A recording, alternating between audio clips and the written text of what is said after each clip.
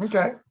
So it's a small difference, but I think that people get so used to the knight's move that they just naturally attach a d3 because that's the most common move afterwards. But I think that the d6 stone being on the fourth line is enough of a points difference where it might not be perfectly optimal. Okay.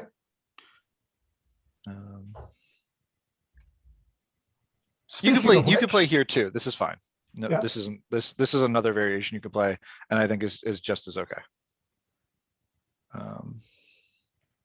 I don't think you need this move right now. This move, I would play. I think that because there are corners still available, I wouldn't necessarily focus on increasing my side territory. If your opponent had already mapped out, a move over here or something like that, then I would say that a move over here could be considered a little bit larger because now they're building on like fifth or sixth line territory. And so I could see that being a little bit more important, or, even something like this, right? Like even here, you still have time to play here, right? But if your opponent plays, a move like this now, then you can obviously invade here. And this move it's not necessarily going to get that much territory. It's going to reduce white space. So it's a dual purpose move because it both reduces white and expands black, but because this is so open, it's going to be hard for black to really get too much territory here. And because this group is pretty strong, it's going to be hard for black to get a really good attack on this. So I would wait till more of the board is developed. So it's definitely a focal point, but maybe wait till the corners are taken first. So all this is fine, no real issues. I don't know if I would have chosen, and this isn't your fault, but I think I probably would have chosen a different variation for black than the double hane. And the reason is pretty standard, right? Like it makes sense that if you do the double hane variation, you're giving up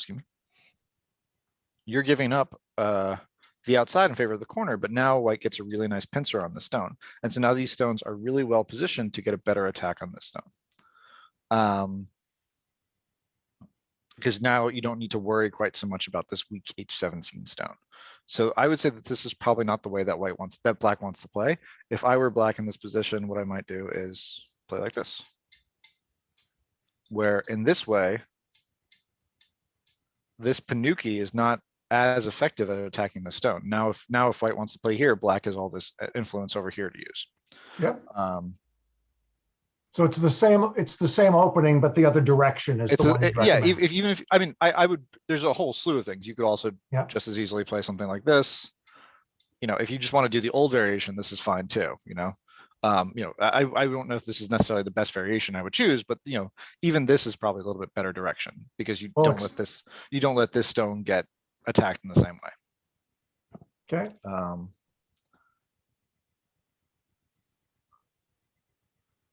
This is fine. I think you can go a little bit closer, maybe J17. This is pretty strong shape, but this is okay. Like this stone is a little too close to my Panuki here is probably the best way to say it. And one thing to note is that white's going to really want to get this move later on. And the reason for that is that this becomes Sente, and now this destroys black's outside influence. And so when you're looking at this position, if you want this move, do you really want to play here afterwards? Probably not. You'd rather have the stone be here or here, where you have a little bit more strength. So that's kind of why when I'm looking at H17, J17, K17, I might choose H17 or J17 over K17 because I'm thinking ahead and trying to say, okay, white's going to get this move here anyway. I have to kind of assume that move is going to be there. Therefore, where would I want that stone to be? Excellent. Thank you. This helps because these are the questions I was thinking as I was playing. Yeah. No, this is a lot of those like, oh, is this move like an arbitrary move or does it actually have a purpose? It's you try to think about what's going on the board that would make me want to have this stone here, as opposed to just like, I'm going to pick a random spot in the middle. So I think we talked about this before. This is almost always the standard move now. I remembered that, and I even mentioned to Brian as we were playing it that I knew F18 is the standard move. Yeah. Except I hadn't had time to think through the variations. Every time I've tried that, it's not gone well for me. So I just need to learn how to deal with that. Yeah. So if black were to cut here now, this would be a really dangerous fight for black because black needs to worry about these 4 stones in the corner and these 3 stones on the outside, where white's group over here is pretty well situated, and white only needs to worry about these 4 stones. So the fight's going to be advantageous for white, which means that black has to first play here, which gives white enough time to play here. Because your stone is so far away, you do need to add another move here. Okay. Even here, though, this is another old variation. You still usually play here afterwards. This is kind of the standard follow-up. Whenever you have a stone this far away, you do add an extra move because of how far it is. You know, if you play something like this, which is obviously a large move, black can now play here, and it's going to be potentially a tough fight for white. And we did get into a fight up there later. So for that reason, I think that playing at f16 now is probably the better move. Okay. But if you're gonna, but think about this, right? If you're gonna add another move anyway, which we probably should, would you rather have the stone be here, or would you rather have this? Oops, excuse me. I would rather have this shape. Okay. Because now black doesn't get a double hana here, and you've mapped out this territory very cleanly. There's no sort of reduction moves there. Whereas if you were in the game, there's still moves like this that could be annoying. Or moves like this as well. So that's why that's part of the reason why you see this shift to f18 as opposed to the connection to e17. Okay. Yeah. So obviously I'm going to say f16 is probably the biggest move, but I don't think this move is the focal point of the board right now. Black's never really going to get that much territory here, and because black already has a stone here, it's going to be really tough for white to make good use of this territory, right? This is a lot of stones to only extend 3 spaces. So for that reason, I wouldn't want to play here. If I was going to play anything, I would play here because I want to try to maximize the strength of these stones. But I don't know if it's going to be my best use of my territory, or I could try to play a move like this, right? Or I can invade the corner. I think that this lower right corner is the focal point of the board right now. Okay.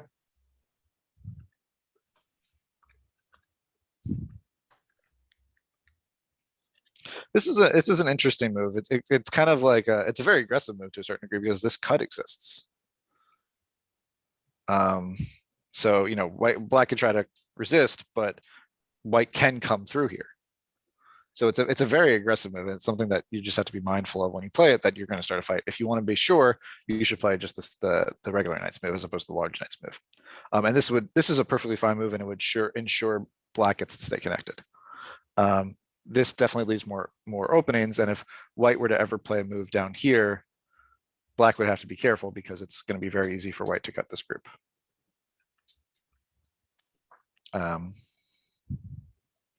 So I don't want to call it a bad move because I don't think white's going to be able to play here right now, but I think that just playing the solid move at J4 is probably safer.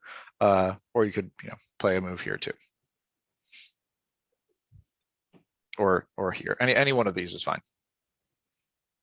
Okay.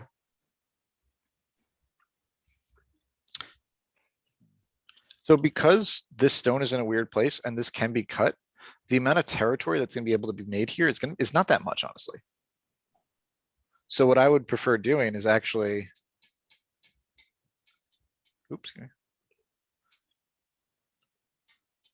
something like this, where now the strength of this Panuki is not going to be that useful because your black is in the place that white naturally wants to extend to.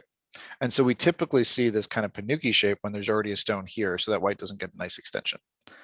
Of course, white still has this move here, but it's possible that black can choose a different variation now and play something like this without losing too much.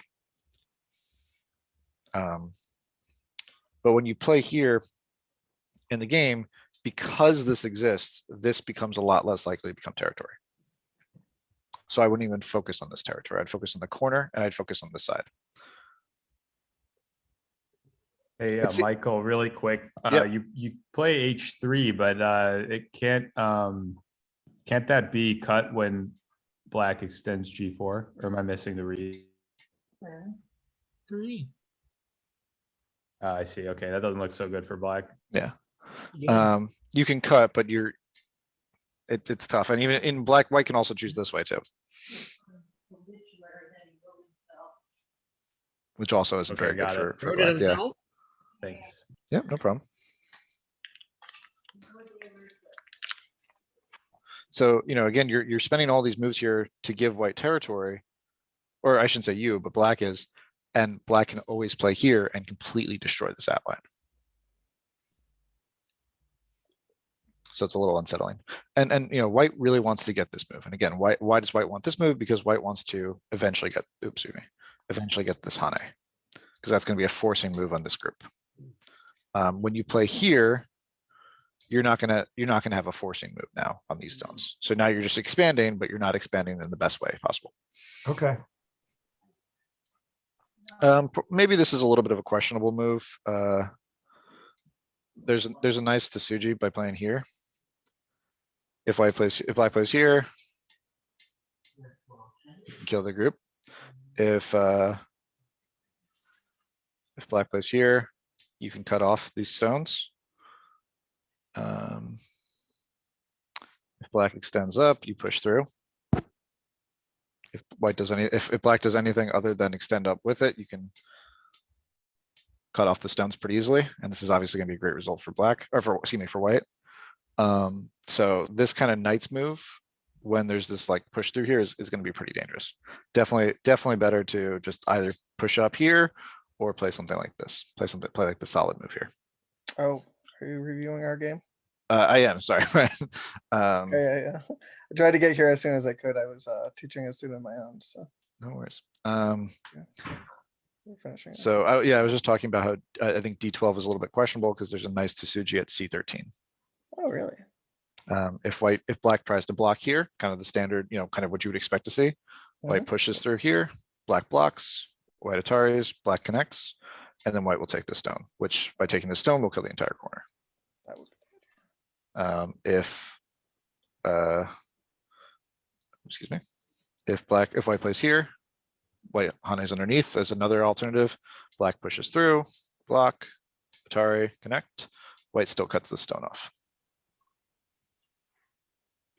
This is actually this move at 1 is a really good Tsuji to know, because I think a lot of Q players will extend up to a knight's move from this type of shape. So it's definitely a good one to remember, and it comes up not just in this Joseki but also others as well.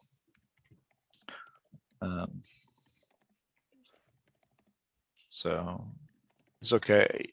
You know, I'm not sure this is going to be that much territory over here, so I might focus more on, you know, maybe getting this peep in and trying to reduce this territory, or you know, maybe. I mean, again, I think that C13 is by far the best move, but I don't think that the territory you're going to get from jumping up to E10 is going to be that large, as opposed to, whereas if black were to play something like this, it's going to be more territory over here for black. And would it make sense for white to play anything over there, or? Well, again, you know, besides C13. Yeah, besides C13. I wouldn't focus on this side right now, because you play this move when you play a move like this when you have a lot of space in between, or when you're trying to protect a weakness. Because this white group is so strong, it's going to be a little hard for black to get a really good attack on it. And also because this group has that weird kind of connection that can be cut pretty easily, it's going to be hard for black to actually get a good attack in this area over here. So for that reason, I wouldn't focus on the side of the board.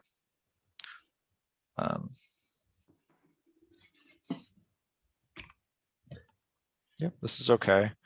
You know, unfortunately, this move doesn't really protect the cut. Does F12 even fix it? Not as well as you'd like, I think. It does to a certain degree. Cut and then it does fix it to a certain degree, but it's still not great. You know, you're still losing some of your territory here. And there's also, you know, there is a lot of Aja here, unfortunately. And, you know, even if black just does something like this, the stone gets cut off. Right. So there's a lot of Aja there.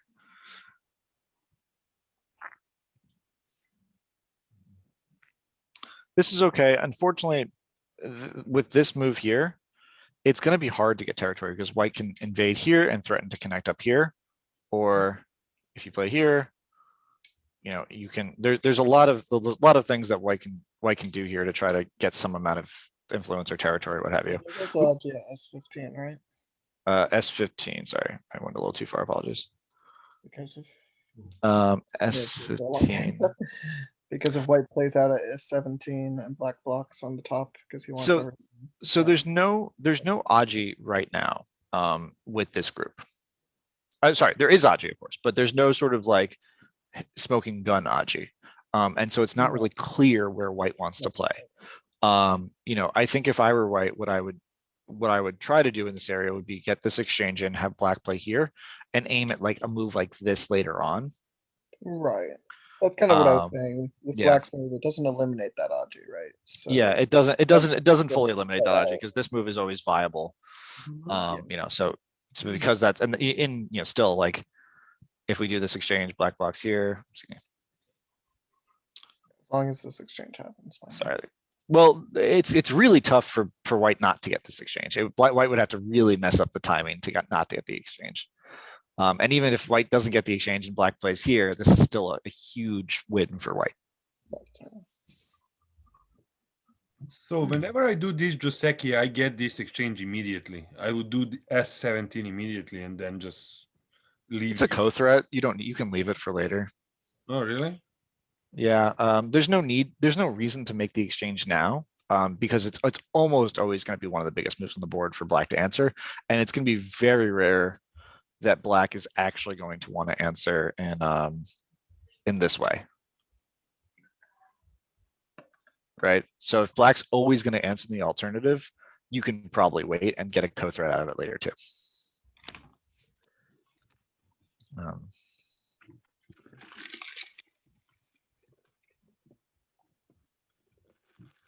Yeah, it's going to be really tough for black to get a good attack on this stone because there is that peep here. We talked about this weakness at H3.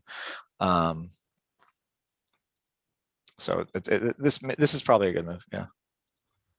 And by my counting, black is a little bit ahead right now. Is that false?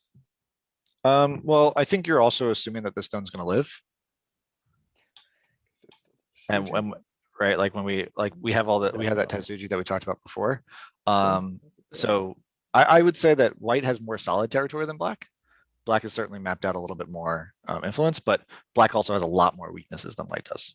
White really has no weak groups on the board, whereas black has this cutting point at H3, some cutting points over here that we were talking about to separate this stone. And there's also kind of sliding moves here or moves over here that can still be a little problematic. So black might be a little ahead, but I would probably prefer white to be perfectly frank, just because of those weaknesses on the board. Because when you have such strength like white has, it makes it so much easier to attack and play elsewhere. But you know, maybe mapped out potential territory is higher for black, but when you count those weaknesses in, white's probably okay too.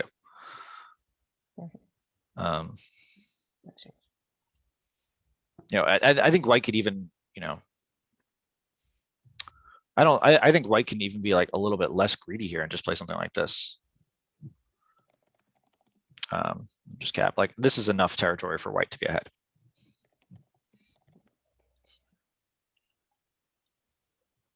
And this also works well with trying to map out a center influence too. So this might be an interesting result for white, as opposed to just a direct cut here, which obviously black has to do something to stop. Milan, should we do 2 games for this and then have and then have the other games in the third and the second hour? Yeah, I guess So that's how I wrote it in the email. But okay, I just want to make sure Ryan and so I know Ryan's here, and then David. Do you guys have time to do your games in the next hour, or do you want me to try to get your reviews now? I think I mean, I'm pretty flexible, honestly. Okay. Whatever makes sense for you. I mean, if you don't have time, that's fine. Okay, yeah. Well, I think Sean will cover whatever I can't cover, so I just want to make sure you can stay till 7 at least. Oh, I don't have to be Okay, anywhere. great. Yeah, Okay, same great. here. Thanks for checking on that. Yeah, of course. So I'll spend a few more minutes on this game, and then we can jump to one of the other two. So. My jumps. I haven't seen you guys in a while. yeah, you've been slacking, Ryan.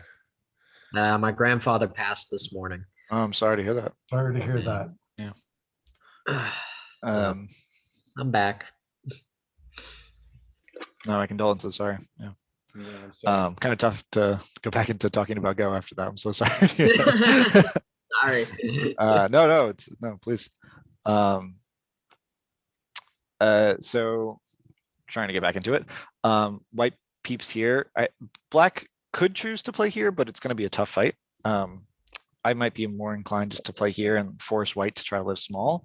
When white gets this cut here, black has to live both with this group and these 4 stones here, and white only has to live with 1 group. So this is a pretty aggressive move. And I'm not sure I would necessarily want to risk it at this point. By I say aggressive, I mean 0-3. Yeah, I Because- felt like I was just like a little bit behind, so I felt like I had to do something a little bit aggressive. Like maybe this is excessively aggressive, but I did feel like I had to do something. Yeah, Like, it's I mean it's maybe not do it. crazy, right? Because if you play here, then white's going to probably play here, right, to make some eye Mhm. space. So it makes the logic behind it certainly makes sense.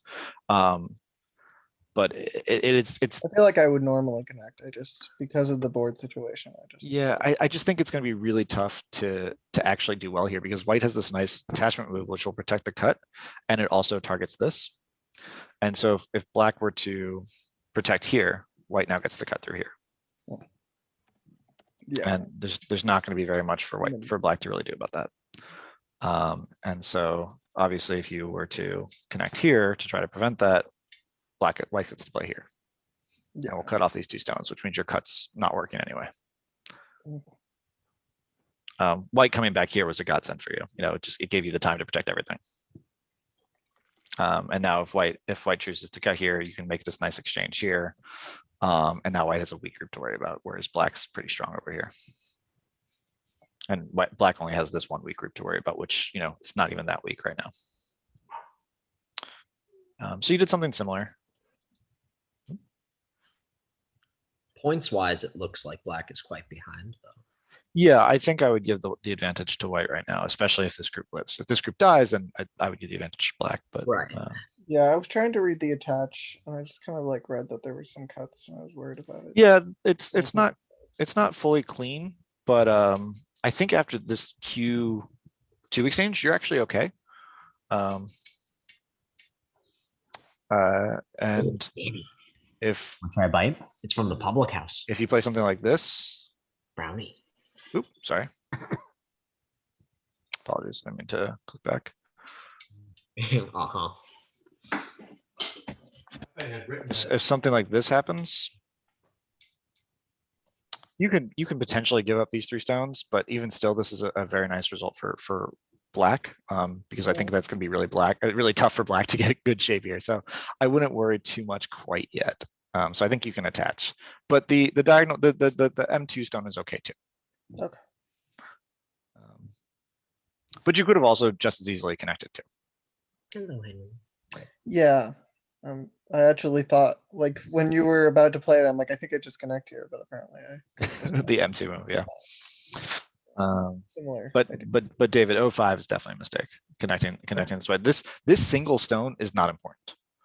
The idea of the stone is important, or like it's only important if it's actually cutting. If it's not cutting, who cares about it? And Okay. since the stone's not cutting yet, it's not important yet. Enough to save. It's a peep. Your opponent answered differently. You can't protect it that way. Okay. That peep stayed for quite some time. Well, now because black has this move at M2, M2, it's much less severe of a peep. Yeah. When you connected back at 04, you gave black that time. Yeah. Yeah. Living shapes. Yeah, I wouldn't try to live. I'd try to run out. It's much better to run than to live locally. I mean, can anyone tell me why that is?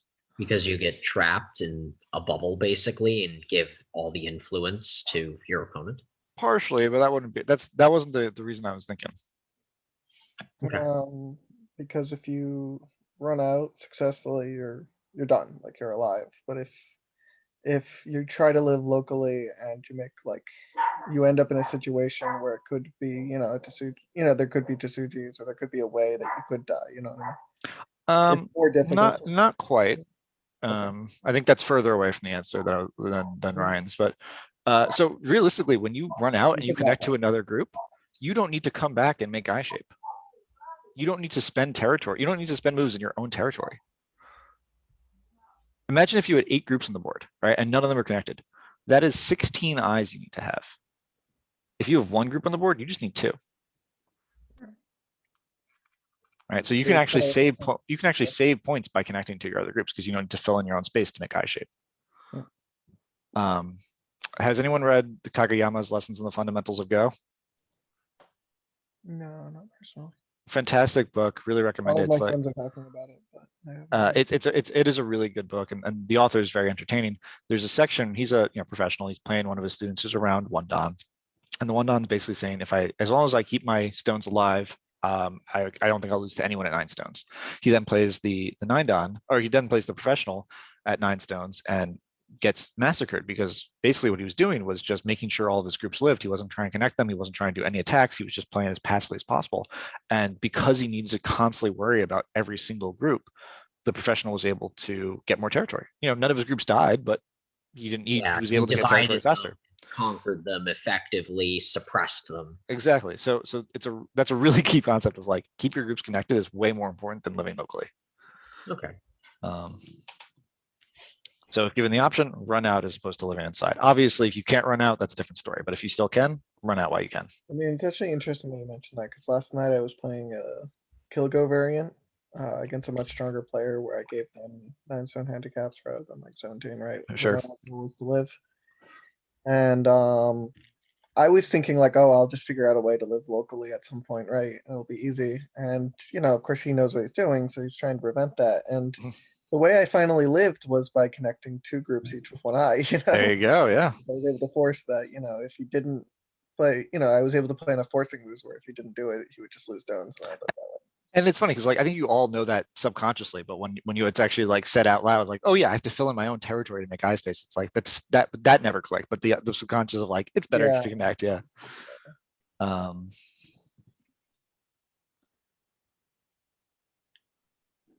So this is all fine. No real issues here. I will say that as soon as white is alive here, and I think it's probably okay to say that white's probably alive now, you don't want to add any more moves. As soon as you can play away with this type of shape, you want to play away. And the reason for that is you start to make black stronger here. So now, yes, you're trying to connect out, but you're already alive here. You don't need to continue connecting out. What you're doing now is you're giving black away to weaken both this side, weaken the territory you're getting here, and also get a better attack here. Because my reasoning here was like, I don't want to get locked in. Getting locked in doesn't matter if you're already alive. If it takes a move to get out, then it's not worth getting out. Well, again, why do we care about getting locked in? We care about getting locked in because we're afraid of dying. If we're not afraid of dying, then what's the point of spending an extra move to get out? Yeah, I mean, I guess he doesn't have any territory here, so it's irrelevant. Yeah, and that's the other thing. I want to get out because I don't want them to get territory on the other side. Yeah, I mean, if the outward influence isn't doing anything, no reason to come out, right? Yeah. And I would say that these stones, they have a value insofar as they're making this territory weak, but black's never going to make territory out of this. The best that black's going to do is take away territory. I would say that I felt like I was likely alive there, but it wasn't. You weren't confident. But if I'm wrong, I die. Yeah, of course. Well, I feel like T10 is like a game-ending amount of points to take right now. T10. Yeah, monkey jump up in there. Well, I definitely think something over here is probably bigger. You think so? Well, I mean, how much? Because of this Tsuji and capturing the stone. Right. I also don't think T10 is actually as large as you think it is, and the reason for that is it's not Sente.